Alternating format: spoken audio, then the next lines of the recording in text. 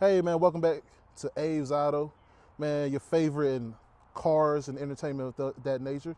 I have another vehicle for you guys, and it's another beautiful Nissan. I'm a Nissan junkie. Some of y'all are Nissan junkies. Let's talk to another Nissan junkie. No How's disrespect. it going? What's Right up? here. Hey, man, you got something special for us? Yes, I do. I got my '09 370Z. Ooh, let's talk about it. Let's walk around. Let's do a little interview. All right, man. So this is your girl right here, right? This is my '09 370Z Sport. Okay. So what made you get the 370 over a 300ZX or a 350Z? So I'd say sports car has been in the family for a good while. My dad's had Toyotas. My brother has Toyotas. My mom had Nissans, and I wanted to get a Nissan too. I was looking at 300, 350s, 370s, and I just wanted a platform that was a little bit more modern, something that I could build on, and knew that it was fairly reliable. Everyone knows about the Toyota reliability, Right. Nissan reliability. The 300Z's got those electrical issues that everyone keeps talking about. 350s are still cool, but they're a little bit dated. Right. 370s on a newer platform-ish. They haven't changed it in 10 years. But I figured it's the best that Nissan's got to offer right now, so why not buy one up? Okay. And how you feel about the new 400Z or the Z as they call it? It's not bad. I like to think of it kind of like a baby GTR. GTR is a V6, the 400 is a V6. They're both twin turbo. Only difference is one costs 100,000 plus and one costs 60,000 plus on a good day, if you can find one. I would have loved to get one, trade this one in, get a twin turbo V6. That sounds pretty appealing.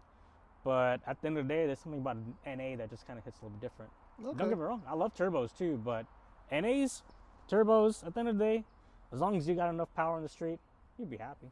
So you like the prefer instant power Yes. instead of a buildup? Yes. Okay. I got two vehicles. I got my 370 NA, and at home, I got a 1989 Toyota Supra Turbo. So I got both the NA life and the Turbo life.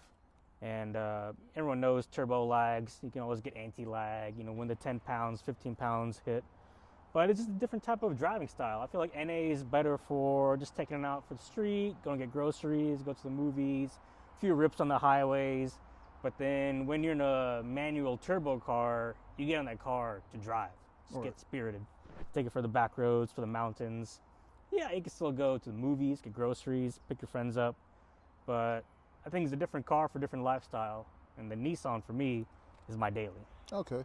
So what have you taken this car on? Like, have you taken it to the track? Have you taken it to the mountains? Have you? So I've taken it to the tail a couple times. North Carolina. I've been to Alabama.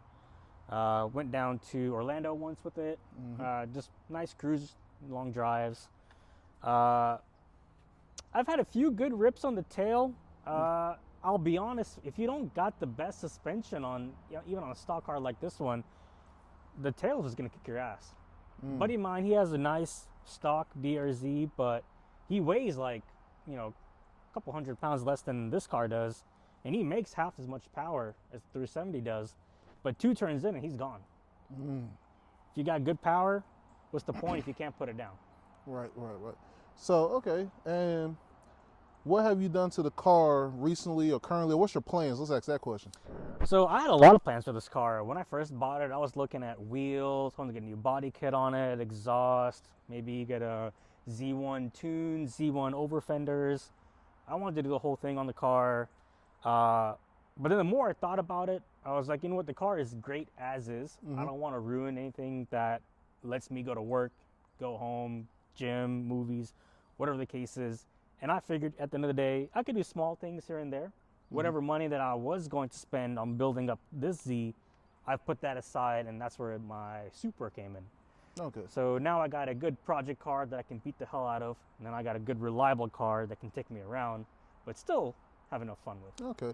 So in reality, we probably might have wanted the Supra over the. Yes, but in good Supra fashion, it's blown up. So wrenching after day after day after day. I think I've had the car for about 2 years, but I probably drove in maybe like 60, 70 miles on that car. It's one of those things where it's a Mark III, so parts aren't extremely available, and finding help and resources online is difficult. It's not impossible, but everyone always talks about the legendary Mark IV, you know, Paul Walker and Fast and Furious, and the Mark III always gets overshadowed. So I figured, you know what, I want to save car that nobody ever talks about, and that's my Mark III. And I'm in the process of saving it, so she's not saved yet, but at one point she will be. Okay. So that's why she just gets it done. 370 just gets it done every day. Okay.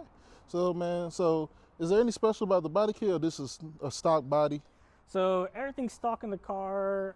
The person I bought it from traded in at a Nissan dealership. I bought it. Nissan didn't want to really do anything with the car. So the previous owner, which I haven't touched anything, I said, you know what, I'm not going to dump a crazy amount of money in it. They have some Amazon basic spoiler, some Amazon basic exhaust. It does have an AEM cold air intake. It does come with the sport package, so you do get the upgraded Akabono brakes and the larger sport wheels that's found on the other models. It's got a few things like tinted tail lights, but the entire body is basically stock. The only thing aftermarket on it is the Nismo front bumper. Okay. Which is kind of where the whole idea of building out this car was going to start with, was the body kit. Right. Like, let's get the aesthetics down, let's get the wheels down, exhaust down. And this one just came by a half chance. I was going to the gym one day. It was a little rainy. I was on bald tires. I hadn't bought new Continentals yet. And I spun out, hit a guardrail, and insurance said it was totaled. I said, that's crazy. So I bought the car back, and then for $600, I repaired the car, and then I got the title back. Okay. So I took that opportunity. Okay, sure, car is salvaged. I bought it back. I fixed it. I got the money back. I need a new front bumper. Let's start that rebuild with the Nismo front bumper. And then I'll go to the rear bumper, and then I'll do the fenders and the side skirts and just keep on building up on it.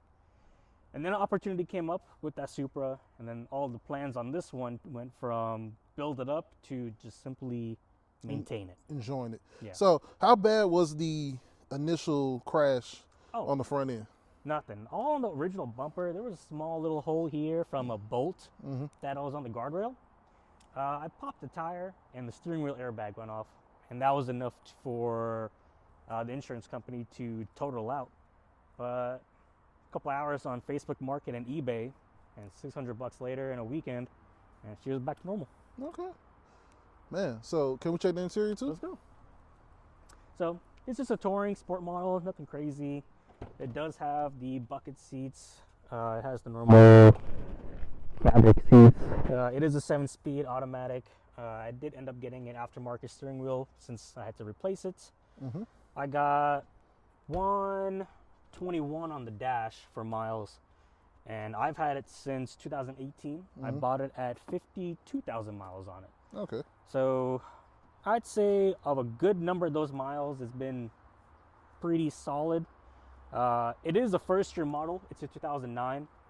So I've never had to deal with any warranty recalls from Nissan. I think luckily a lot of the stuff was done with the previous owner. The biggest issue I've had with the Z, and maybe it's just a line, maybe a family thing, is electrical issues. I had to get a new ECU replaced in this car. I was having issues with the car going into limp mode randomly, and you do that stereotypical turn it off, turn it on, turn it off, turn it on, and it fixes itself, and then 3 months later it'll pop up again. So I took it to Nissan. I did some research online. Could be like a transmission chip, could have been an ECU, bunch of things. So I towed it to Nissan, did that diagnostic, and they said, you know what, you got an 09, you got a pretty early model that came off the production line, you probably got a bad ECU. And I said, okay, I guess that's where we'll start off with. The new ECU. Can we look under the hood, please? Oh yeah, let's take a look. So you do get good old Nissan VQ reliability. And honestly, as long as you do your basic maintenance, you do oil changes, you do your fluid flushes, and you just keep it clean, I've had zero issues with this engine. Doesn't matter day or night, cold or hot, you put your foot down and she pulls. Okay. What you think you're making on power? I think stock this thing made like 350.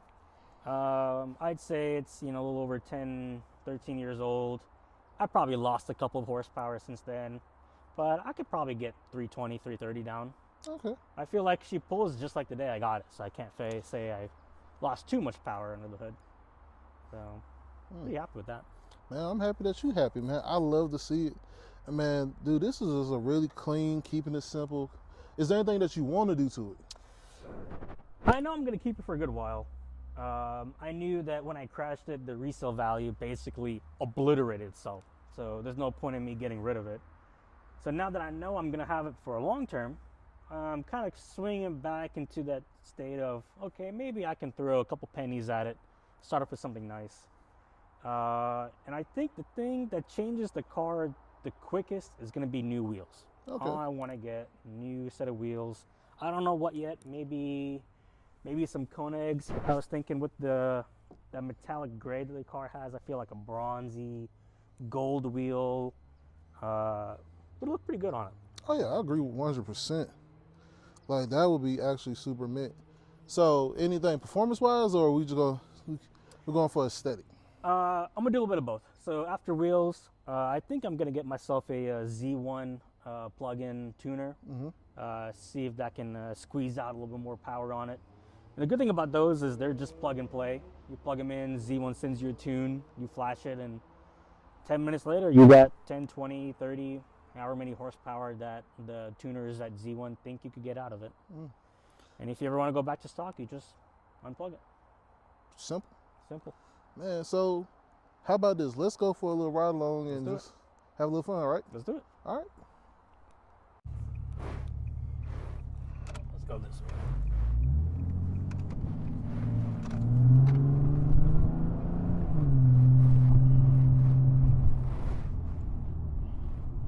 This is nice, though. I like it. Interior's clean. Let's see if she can rip real quick. Woo!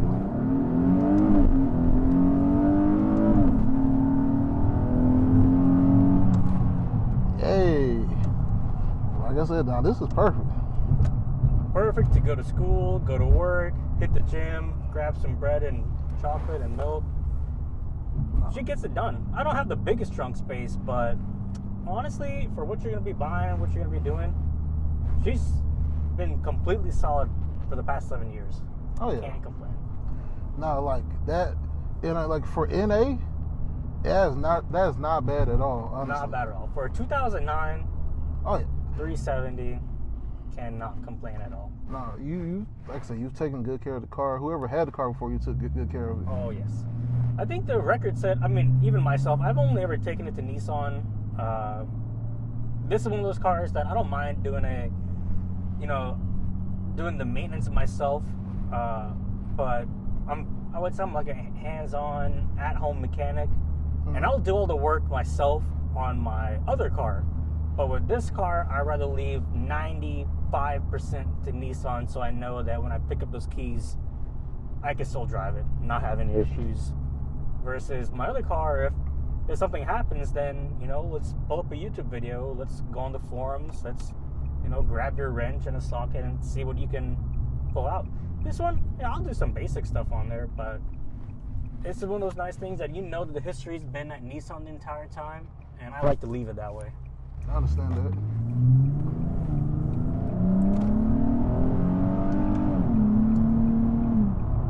I'm kind of the same way with my truck, but she a truck. I'm like, yeah, she'll be all right. Let's go get the oil change at Valvoline, call it a day. Right. I think at the end of the day, it's that reliability is that biggest thing that keeps a lot of people away from maybe sports cars. And I don't know if it's the way that they tune or modify their cars that you can't drive them reliably. But that doesn't mean you can't have fun with the car. You can do stuff to it and still have it be reliable, still make a good amount of power, and still be, at the end of the day, a fun car to drive. Oh yeah, I agree with you. Like whatever exhaust is in this car, it's a no-name brand off of Amazon, probably used or not. Quiet. It's not crazy loud, but then when you put your foot down, it has a decent sound.